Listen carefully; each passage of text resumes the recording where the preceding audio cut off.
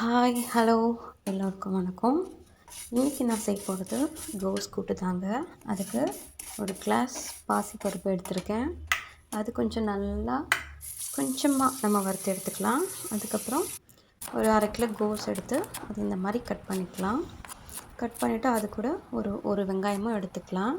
அந்த ஒரு வெங்காயத்தை நல்லா கட் பண்ணிவிட்டு இப்போ அது வெங்காயம் கோஸ் ரெண்டுத்தையுமே நம்ம குக்கரில் போட்டு ஒரே ஒரு விசில் நான் ஒரு விசில் தான் விட்டேன். எனக்கு வெந்து கிடச்சிருச்சு. அதனால் ஒரு விசில் விட்டுடலாம். அது கூட ஒரு கிண்ணத்தில் நம்ம பாசிப்பருப்பும் வச்சு கொஞ்சமாக தண்ணி ஊற்றி கோஸுக்கும் கொஞ்சம் தண்ணி ஊற்றி நம்ம ஒரு விசில் விட்டுடலாம். கொஞ்சம் உப்பும் சேர்த்துக்கலாம் அது கூட.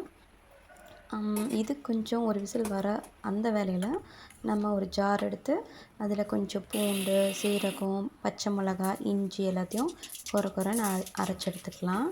அப்புறம் ஒரு கடாய் வச்சுட்டு அதில் கொஞ்சம் எண்ணெய் ஊற்றி கடுகு, உளுத்தம்பருப்பு, காஞ்ச மிளகா போட்டு நல்லா கடுகு வெடிக்கிற அளவு விட்டுட்டு அது கூட அப்புறம் வெங்காயமும் கருவேப்பிலையும் சேர்த்து நம்ம வதக்கிக்கலாம்.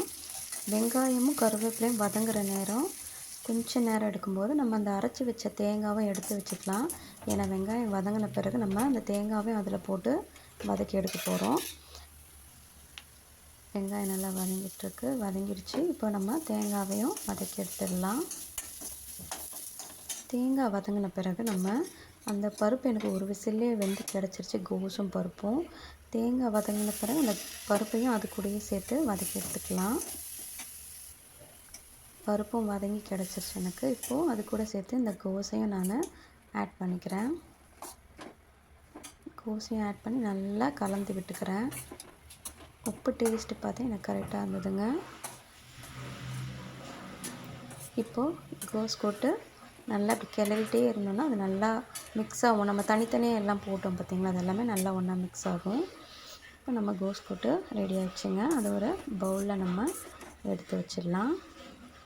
பிடிச்சிருந்தால் லைக் பண்ணுங்கள், ஷேர் பண்ணுங்கள், சப்ஸ்கிரைப் பண்ணுங்கள். தேங்க்யூ.